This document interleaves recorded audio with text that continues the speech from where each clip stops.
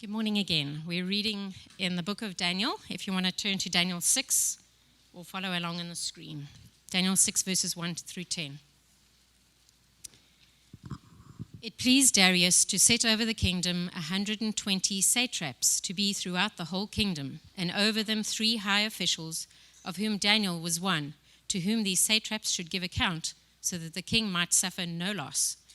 Then this Daniel became distinguished above all the other high officials and satraps, because an excellent spirit was in him. And the king planned to set him over the whole kingdom. Then the high officials and the satraps sought to find a ground for complaint against Daniel with regard to the kingdom, but they could find no ground for complaint or any fault, because he was faithful, and no error or fault was found in him. Then these men said, "We shall not find any ground for complaint against this Daniel, unless we find it in connection with the law of his God." Then these high officials and satraps came by agreement to the king and said to him, "O King Darius, live forever."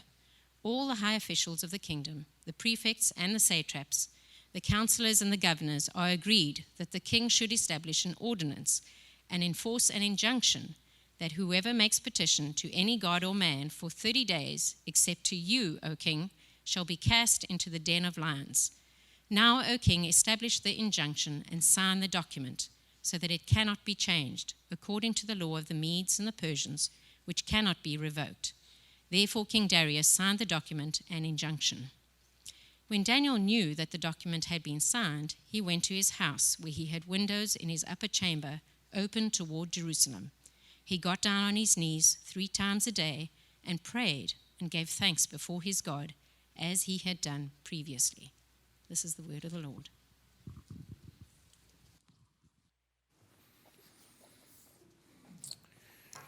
Well, I read a story this past week about the codfish industry, which I know is a little random, but it was fascinating, and maybe you've heard this story too, maybe you've seen this, but it was fascinating to me, and I'm going to share it with you now because it reminded me a lot of the life of Daniel.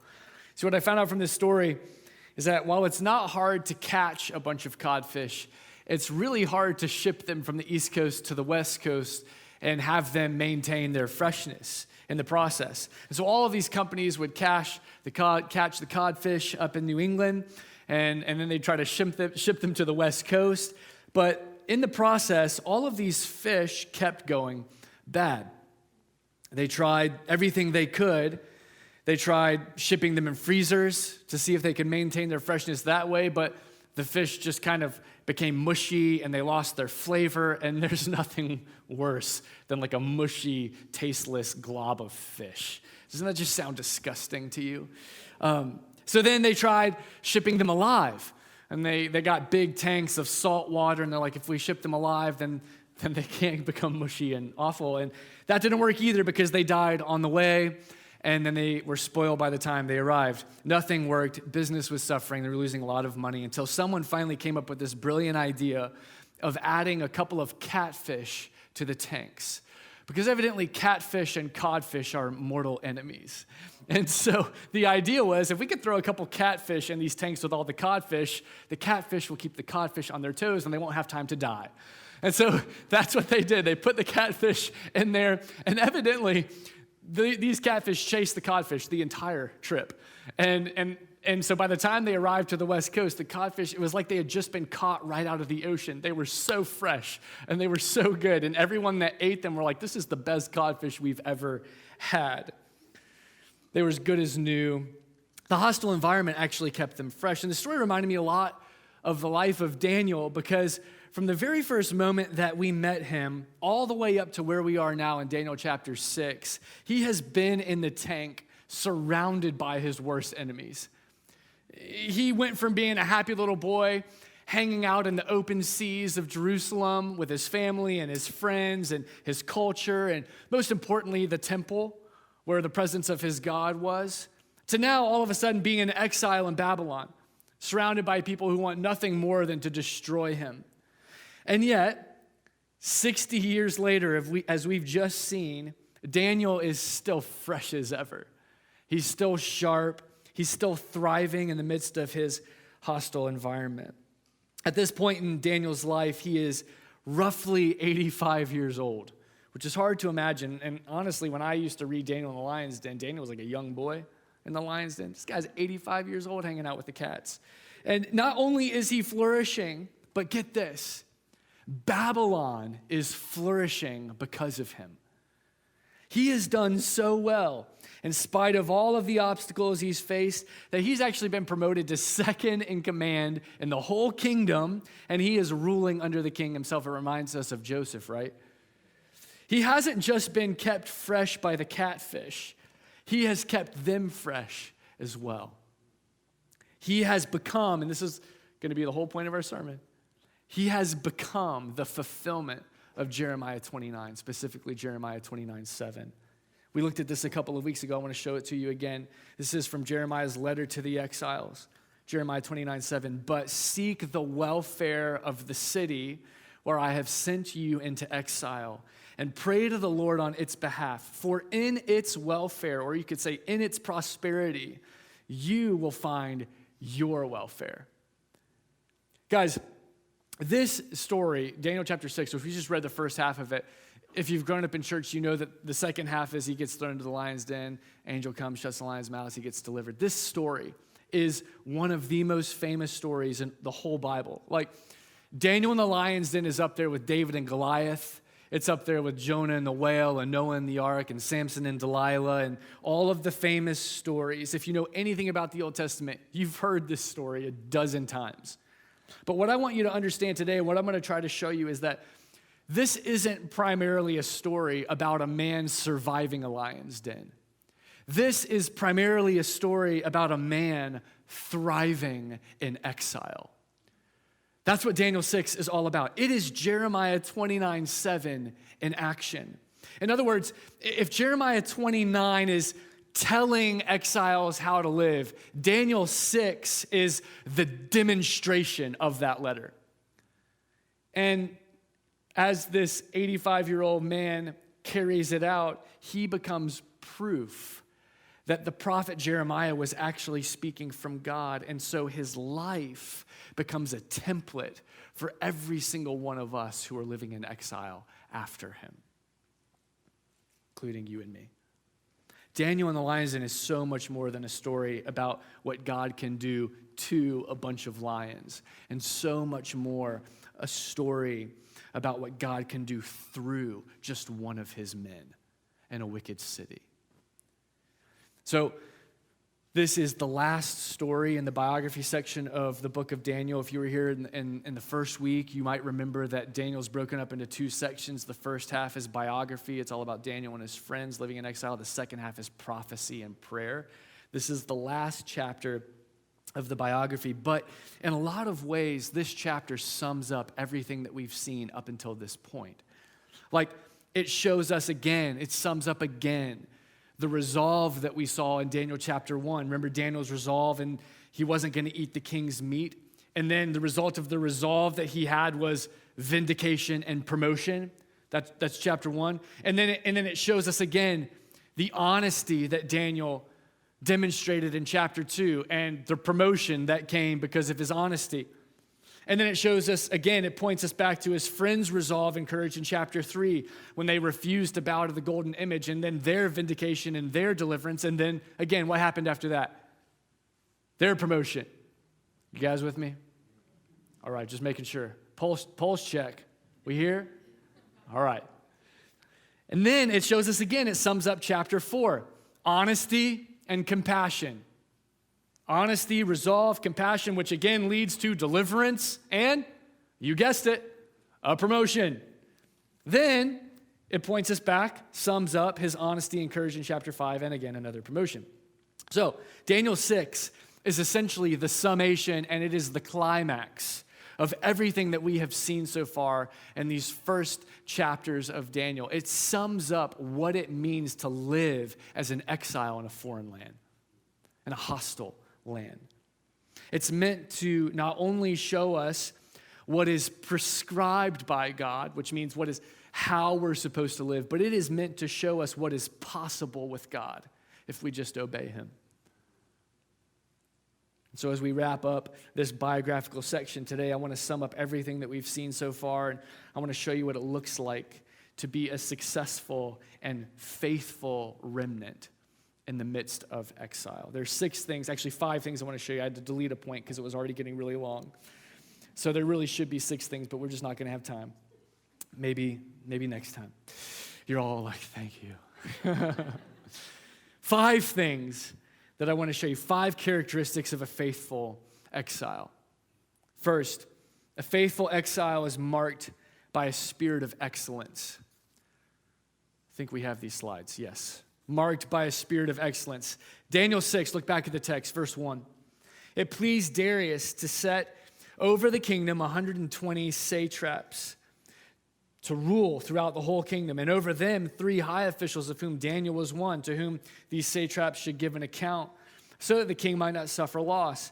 Then this Daniel became distinguished above all the other high officials and satraps because, circle this, an excellent spirit was in him. The king planned to set him over the whole kingdom. So just to give you a clear picture of what's going on here, Darius is ruling Babylon as a vice regent of Cyrus the Great. Darius actually isn't his name. Darius is a formal title, just like the Romans had Caesars and the Egyptians had pharaohs. The Medes had Darius, which just comes from the Persian word for king. The word, his real name is too hard for me to say, so I'm not even going to try to say it. But he raises up 120 governors to rule the kingdom, and then 3 officials to rule over them. Daniel is one of those officials until he sets himself apart from the other 2 officials, and he's made the prime minister of the entire kingdom. No wonder everyone is jealous. No wonder they want him gone.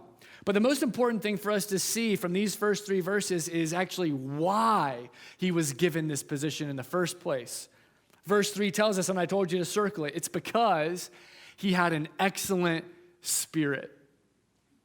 And that means 2 things. First, it means that he had an excellent attitude or a good attitude, which I'm always trying to get my kids to have a good attitude, you know. He had an excellent attitude, and he had a passion for excellence in everything that he did. And so he wasn't just a hard worker, he was a happy worker too. He wasn't just efficient on the job. Daniel was the kind of guy who was enjoyable to be around.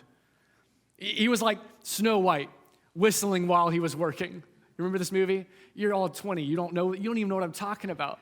Snow White whistled while she worked. All of my illustrations fall flat because you don't even know what I'm talking about. Old Grandpa Dan tackled every job with a smile on his face and a song in his heart.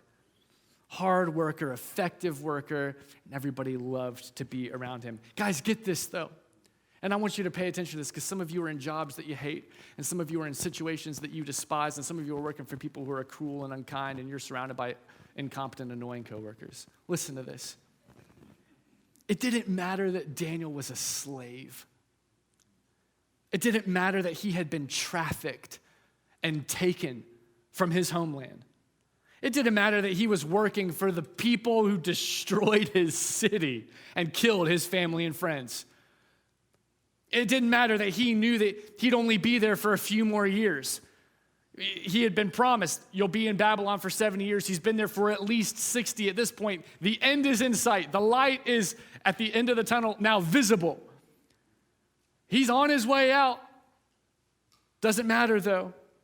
It doesn't matter that he's seen this prophecy of the statue of the kingdoms, and he knows that this Persian empire is temporary, it's transient, and the Greeks are going to come in and they're going to take over. So what's the point? None of that matters. He's in a temporary job. He's in a temporary location. He's been forced to take against his will by people who would have been happy to kill him if he didn't have the skill set he had. And yet, every day, he did his job with an excellent spirit. The passion for excellence. So much so that he had an impact on every single person around him, so much so that he was elevated to the very top of the company, which just so happened to be the kingdom of Babylon. He sought the prosperity of the city, and in doing so, he prospered. Again, this is Jeremiah 29. Guys, that is what a faithful exile looks like. And so we need to ask the question of ourselves, how are we doing in exile? What is your spirit like at work? Let's evaluate a little bit. Think of it in like 4 categories. And of course, they're alliterated. You're welcome. Think of it as like the 4 C's. Which of these describes you? Are you combative at work? Are you an 8? Like you're a prophet. You're like, I see what's wrong in this place and I'm going to correct it and I'm going to bring righteousness to my company and I'm going to just bulldoze everyone who stands in my way. Like you're always looking to take on someone. You're always looking for a challenge. You've got that little dog complex, you just got to yap at everyone, like to assert your dominance and let everyone know that you're there and try to, claim your territory a little bit. Nothing worse than a yappy dog. I know some of you have them. Don't ever bring them around me, please. I remember my first job ever was at CiCi's Pizza. It was the only place that hired 14-year-olds at the time, okay? And yes, I started working at 14. My dad would have put me into work at 12 if he could have. I'm trying to do the same thing for my 8-year-old, but nobody will hire him right now. But I was a 14, and I just started working at CiCi's Pizza. Never eat there, guys, I promise you. It's the worst. I know all the secrets. But I had a boss who was one of the biggest jerks ever, and he was so combative. And I remember we had gotten the job, we were hired, and before our first night of work, they just so happened to have a staff meeting because they had the health inspector come out and do the rating, like you see the ratings, and they had gotten a bad rating because it's CiCi's. And so they had a staff meeting, and we just happened to be there. This is our first night there on the job, me and my twin. I'm saying our, everything is our in history because I have a twin, okay? So I'm not a schizophrenic. So we're there, it's our first night of work, and we're surrounded by all these high schoolers, and we're 8th graders. And this guy is yelling, like red in the face, profanities left and right. And we were homeschooled. We're pretty sheltered at this point in our lives. This is our first time out in the real world, and we're just sitting there like, we're not even allowed to watch movies with language like this in it. Like, what is going on? Like, Dad, can you change the movie rule? Because we've heard it now. And every once in a while, he'd pause and he'd catch his breath and he'd apologize to us. I'm sorry, guys, I'm not usually like this. And then he'd just start blasting everyone again. He was so combative. Now, I was tiny as a 14-year-old. I'm still incredibly skinny. Like I can do, my neck is nothing. Imagine me as a 14-year-old, okay? It was like a helium balloon with a string. And my boss used to come up behind me and he used to put his hands around my neck and he'd be like, I could snap your neck like a breadstick. And I'd be like, ugh.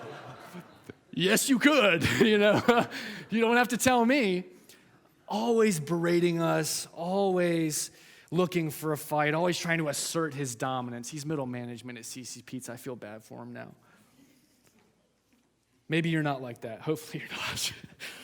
Some of you are. Man, don't be like that. Maybe you're not like that. Maybe you're not combative. Maybe you're a complainer.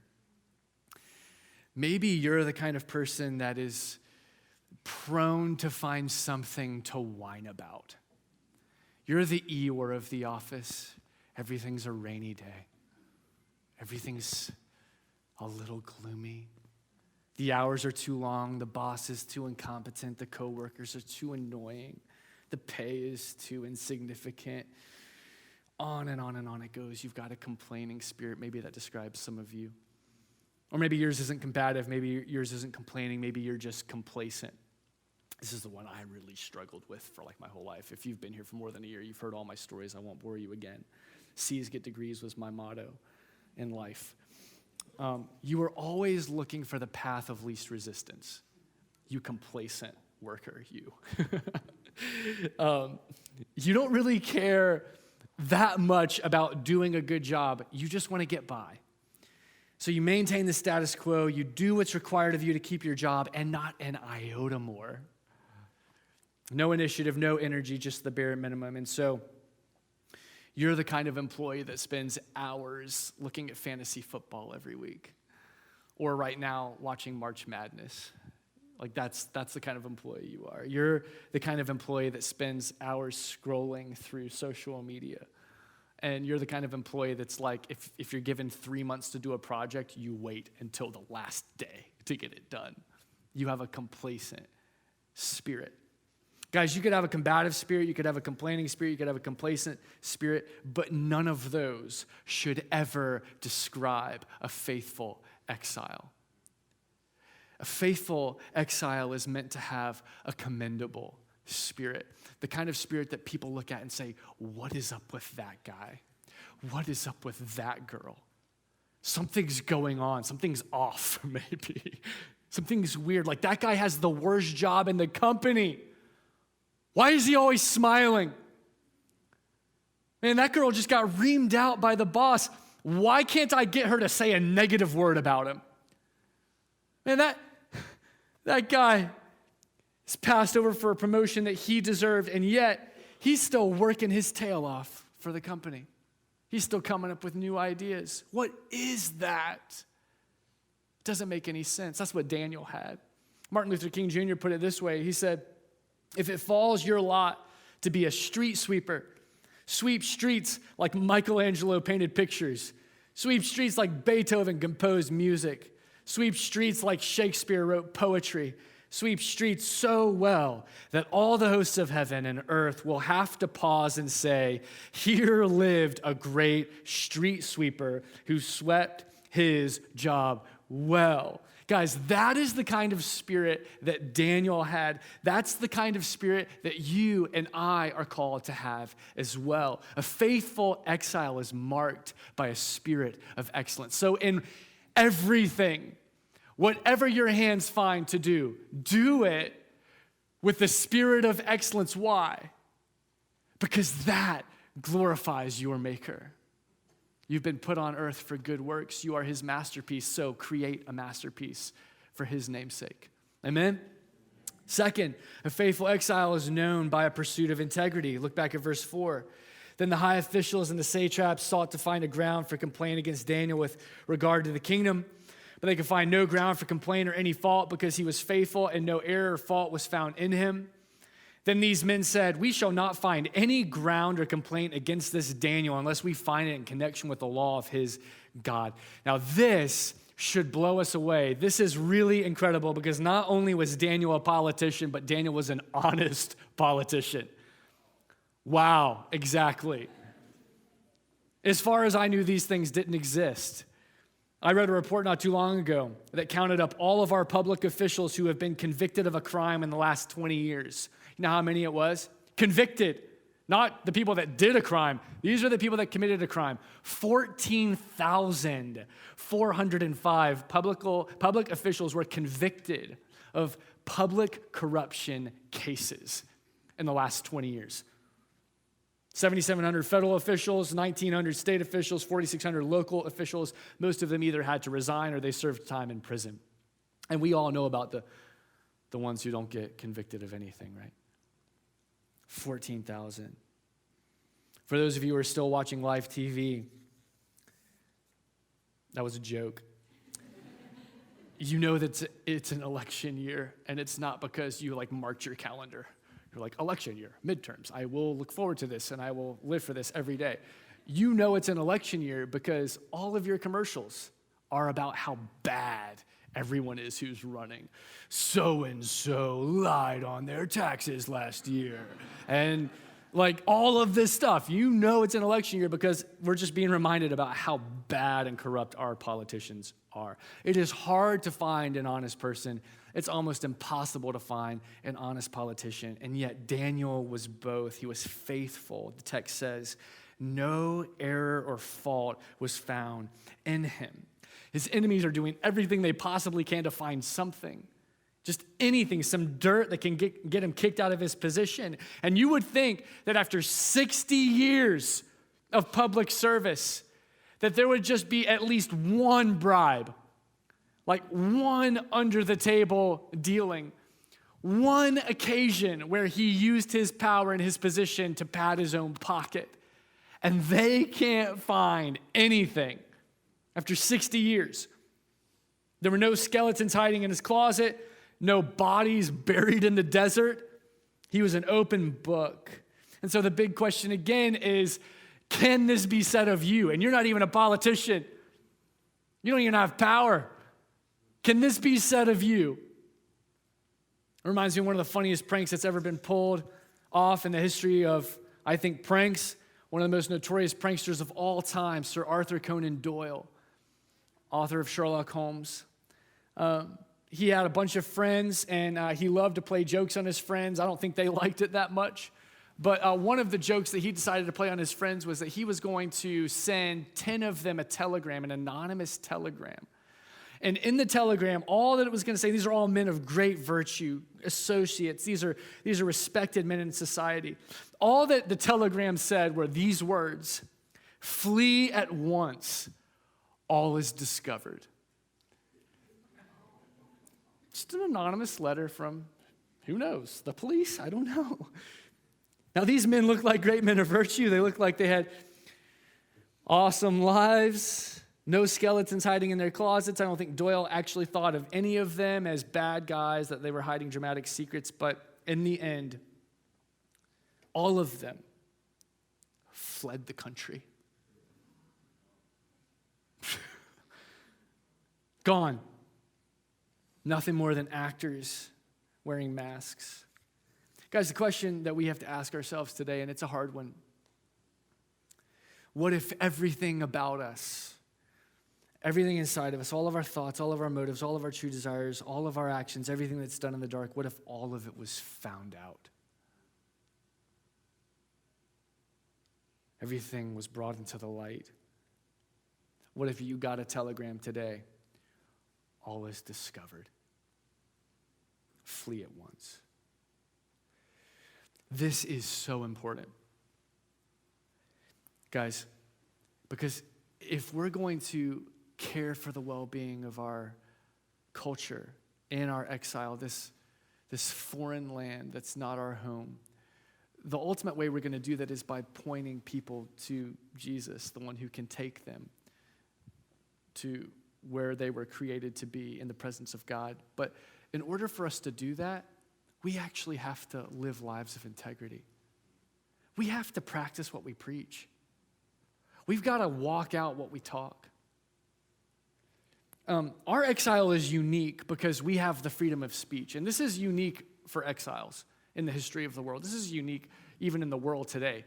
We can say what we want, when we want, about whatever we want, at least for a little bit longer. Seems like it's diminishing a little bit.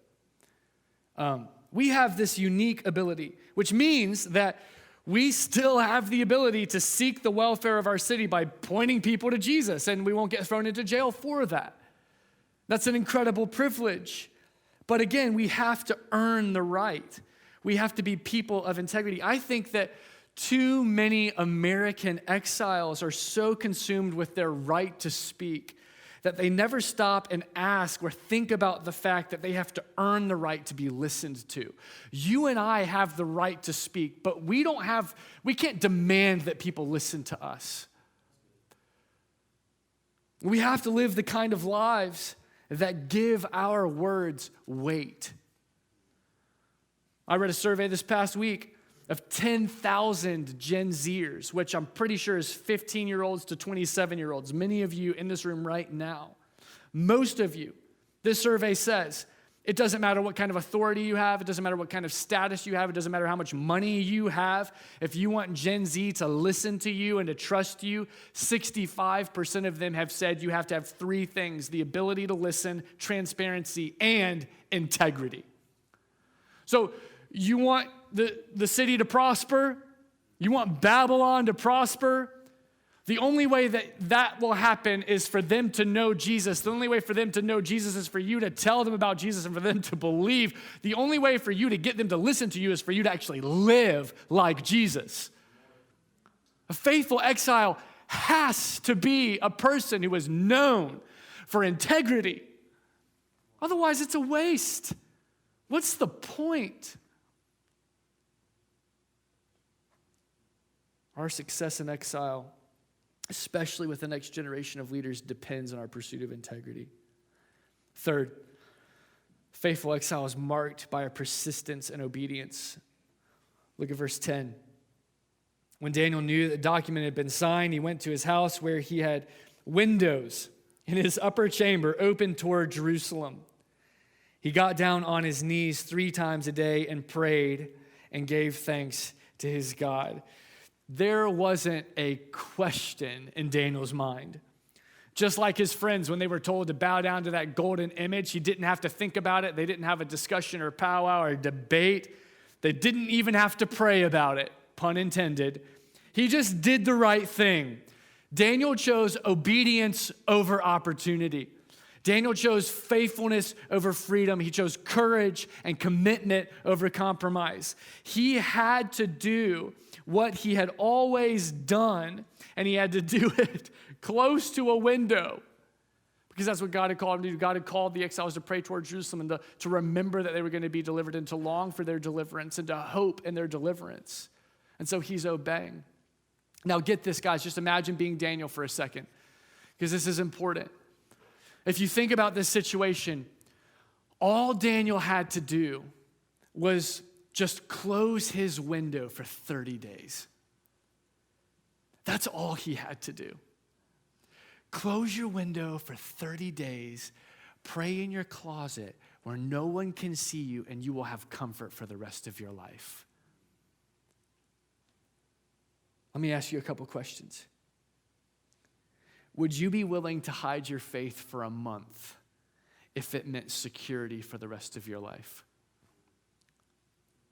Would you be willing to bow to the gods of this age just for a month if it meant that your enemies would leave you alone and let you live your life in peace? Would you give up your character for 30 days if it meant that you got to hold on to your comfort? It's about to get heavy. We're going to get to good news in a minute. It's about to get heavy. If we're being honest with ourselves, I've been honest all week with mine. If we're really evaluating our lives, then I think we would have to admit the fact that we would give in way easier and for way less than the threat of a lion's den. You know why I think that? I think that because we've already done it. We're already compromised. We've already allowed everything in the world to come between us and our faithfulness to God. See if this sounds familiar. Prayer has become an optional activity for the modern American exile. Meditating on the scriptures and hiding it in our heart has become peripheral in our lives. Gathering with the saints on a regular basis has become something we'll do as long as there's nothing else going on. Sharing our faith has almost become taboo. In fact, a recent survey found that 50% of my generation thinks that it's wrong to share their faith with others. Literally almost 50% of Christian millennials, practicing Christian millennials, think it's wrong, offensive, to talk about Jesus with people who need to know him. Here's the thing that should be concerning for all of us as we evaluate our own lives. It's the fact that we give up all of these things on a daily basis, not because we're threatened with a den of lions, but because we are tempted by the draw of entertainment. You think you're going to stand in the lions? I doubt it.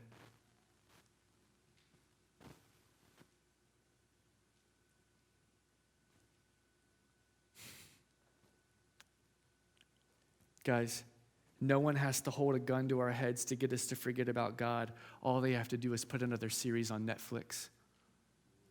And we're like, you know what? I don't have time.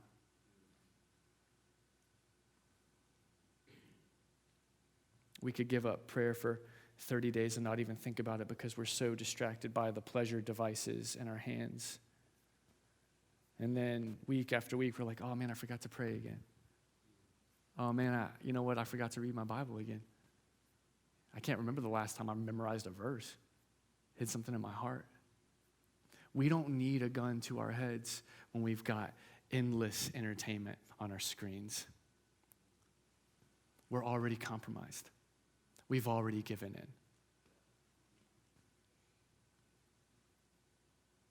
Let me ask you something. What would it look like if we actually persisted in obedience? if we actually determined in our hearts that we're going to worship Christ and follow Christ and live for Christ and spend time with Christ, come hell or high water, nothing is going to get in our way. Nothing will separate us from him. Nothing is going to keep us from him, not a den of lions, not a device full of pleasures. Can you just imagine how much your life would actually change? How much the life of your family would change? How much the life of this city would change if you did that? And I've been asking myself this question for this whole week because I'm right there with you guys. Oh man, I love pleasure. Oh, I'm addicted to it. Oh, I just look forward to every day like the pleasure at the end of the day. And I've been asking myself this question, not what would it look like for me to, set aside prayer for 30 days. I've been asking myself this question, what would it look like for 30 days for me to actually practice what I preach? What would it look like for 30 days for me, for you? I've been asking this for you, for us to go after God with all of our heart, soul, mind, and strength. What would it look like for us, for me, in the morning to not pick up my phone and read about Manchester United, but to pick up the word, the food, the bread of life and feast on it and let it consume my soul? What would it look like if at night with my wife we're lying in bed and I'm like, hey, let's not watch a show right now. Let's pick up our Bibles and read it. And before we go to sleep, let's pray together. How much would your life change and your marriage change and your neighborhood change if you actually put it into practice for 30 days? Just give it a try, 30 days. If we persisted in obedience. Oh, man. I know what it would look like. It would look like Daniel in Babylon. It would look like a man prospering and an entire kingdom prospering because of him. Man, I want that for my life, and I want it for yours, and I want it for this city. If God would raise up exiles like that today, obstinate, determined exiles, persisting in obedience to him. Can you just dream with me for your life right now? Just dream with me for a minute. What could happen this week if you tried it? Fourth, a faithful exile is empowered by the practice of prayer. Look back at verse 10 and notice how the text says that Daniel prayed 3 times a day. And this is the key phrase, as he had done previously. This is not a new thing for Daniel. Prayer is not something that he just decided to do in his moment of crisis. It was a habit. It was a practice. It defined every day of his entire life. And this is so important for us to get because if we want to be faithful in our exile, this is where the power comes from. On our knees. This is where the war is fought and the battle is won. Prayer is about so much more than just doing what we know is right. Because if you've grown up in church, we know that prayer is the right thing to do. We know we're supposed to be disciplined in prayer, but it is so much more than just something that we check off a list and say, well, I did my prayer today. I did it. I think sometimes we think that prayer's like going to the gym, or prayer's like eating healthy, or prayer's like, reading a chapter in a book every day, or whatever your goal is. Like it's something that we know is good, and we should want to do it, and we should be disciplined in it, but it's just a discipline thing. Guys, prayer is not like that. Prayer is not so much a discipline issue. Prayer at its core is a dependence issue. Prayer is all about where you think you get the resources you need to live out your day. And so if you think you've got the resources, you won't pray because you're just going to live out in your own strength. But if you know you don't have the resources, you will start your day on your knees. It will be the air that you breathe. You will cut the rope of your sin. You will raise the sail of your boat, and you will say, Spirit, guide me today. I need your power. I need your direction. I need your grace today. It's not about filling up your schedule with another practice. It is about filling up your soul with the Spirit's power. If you want to be a faithful exile, you have to have a practice of prayer, a consistent, a regular going to God for his divine strength. Now, the reason that Daniel was able to persist in obedience, the reason that he was able to pursue integrity, the reason that he was able to maintain a passion for excellence is because he had this daily practice of dependence. In one of his teachings on prayer, J.D. Greear talked about this scene in the garden where Jesus is praying and he's asking his disciples to pray. And I thought that this was so profound. It was great insight. I'll share it with you. So Jesus is in the Garden of Gethsemane, and he brings his 3 closest disciples with him, and he says, listen, I need you to pray with me for an hour. And he says, pray with me for an hour so that you can withstand temptation. And then he goes further into the garden and he prays by himself. And you know how this story goes. It's epic. It's the great victory over the enemy and over all of the forces within him that wanted him to give up and give in. And he wins and he comes back and his disciples are sleeping. And they're like, he's like, what are you doing? And they're like pretending that they were praying, like, oh, in Jesus' name, amen. And then they're like, oh, I didn't know you were there. And he's not falling for it. They fall asleep. Now, what's going on here? Was it a lack of discipline or was it a misunderstanding of what they needed in the moment? Because what do we know about Peter? We know that Peter was the man. We know that Peter was a leader. We know that he was strong. We know he was a warrior. We know that he was packing some serious steel that night and he was ready for action. He was ready, and we know that right before they got to the garden, he told Jesus, I don't care what happens tonight.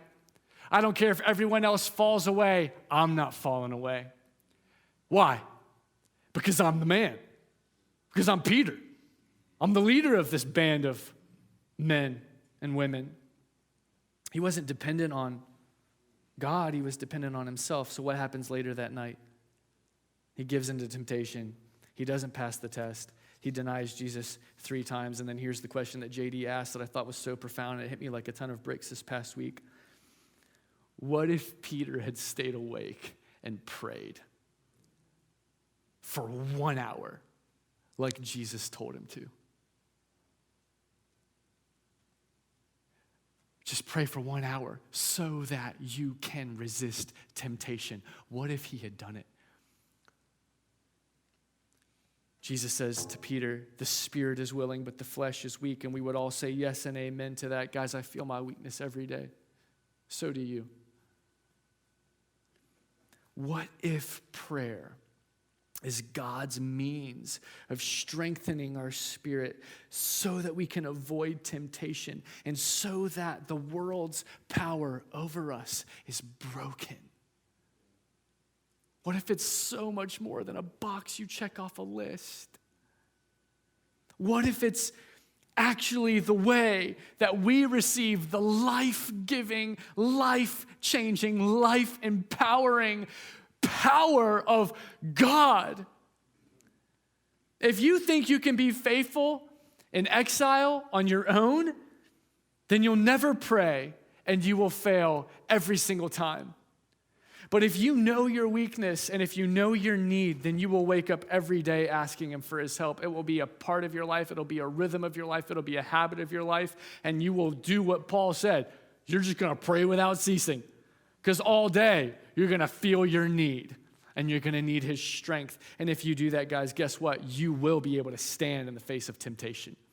You will be able to stand in the trial. They could throw entertainment at you or they could throw lions at you, and you will be able to say, I'm not falling, I'm not caving in. You can persist. Daniel's success in exile flowed out of his consistency in prayer. All right, let's wrap it up. 5th, a faithful exile is motivated by the person of Christ. Can I tell you something really incredible about Daniel 6, the story of Daniel in the lion's den? Not only is it not primarily about a lion's den, not only is it not primarily about an angel coming and shutting up some lions' mouths and this incredible miracle of deliverance, it's also not primarily about a faithful exile either. At its core, Daniel in the lion's den is really about the faithful exile. Not just Daniel, but the one that he was pointing us to. The one who would come after him, the one that he's about to describe in his vision in Daniel chapter 7 as the Son of Man. Guys, the reason that we're reading Daniel 6 today, the reason that we're even attempting to follow in this man's footsteps is because and only because he is a shadow of the one that was to come. Everything about this story of Daniel in the lion's den is meant to point us to Jesus. For example, Daniel was in exile longing to be back home with his family in Jerusalem.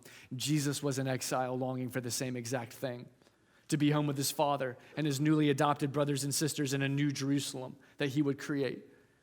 Daniel is hunted by evil men and condemned by a self-serving king. Guess who else was? Jesus. Daniel's king was Darius, Jesus was Pilate. In his moment of temptation, Daniel prayed just like Jesus did. Even after the prayer, he's thrown into a pit just like Jesus was. Just as the angel closed the jaws of death that threatened Daniel's life, so too Christ broke the jaws of death that threatened all of our lives. A stone was placed over Daniel's pit. A stone was rolled in front of Jesus' tomb. And yet, both of them walked out unharmed and unscathed. Both men were rescued and delivered by the power of God. Everything about Daniel in this story is meant to point us to Christ. And so everything about his example is nothing more than a shadow of the one who's to come after him. This story isn't just about a bunch of lions, guys. This story is about the lion. This story is not just about Daniel's deliverance. This story is about our deliverance. It's not just a story about how to live in exile. It's a story about the one who came to bring us back home. That's what Daniel 6 is all about. And as we remember the gospel and as we prepare for the table now, we remember that Jesus was the Lion of the tribe of Judah, as we sang earlier, but he was the lion that became the lamb. And the reason that he was able to shut the jaws of death forever was because he allowed death to swallow him up. That even though the power of God was willing and able to deliver Daniel from the lions, Jesus said, I am willing to go through it. I'm willing to not be delivered. I'm willing to be forsaken. I'm willing for darkness to encompass me and the wrath of God to pour over me. And I'm willing to go to the depths of hell itself so that none of my brothers and sisters will ever have to. He is the greater Daniel in every single way. And I want you to hear this as we go from here, because this is hard and a lot of this is hard. Jesus has not asked you to do anything for him that he has not already done for you. You think the commands of Christ are hard? Obedience, persistence in obedience is hard. It's not hard. It's impossible. But with the Spirit's help, we will be able to accomplish it. But get this, as hard as it is to obey the commands of Christ, which is harder? Doing what he did or doing what he's called us to do? He's asked us to be obedient in the face of death. He was obedient in the face of the cross. He's asked us to be faithful remnants in the presence of men. He bore the wrath of God, which is harder. Jesus is not asking you to do anything for him that he has not done for you. And let me give you another reminder before we close. He's not asking you to do this for him so that he can give you his love. He's asking you to do this for him because he's already placed his love on you. You're already one of his. The reason you're in exile now is because he's already prepared a home for you in heaven. And so we long for that day, and we pray with our windows open, and we look forward to that day when we will ultimately be delivered from the lion's den forever, and we will be with him forever. Until that day, we do everything we can to bring others near.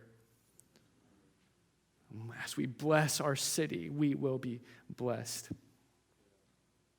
Guys, I'm going to close now. I'm going to close, and we've been doing this for the last couple of weeks, and I want to keep doing this. I don't want to close in prayer. I want you to pray silently where you are. I want you to ask the Spirit to speak to you, to convict you, to encourage you. I want you to confess what you need to confess again.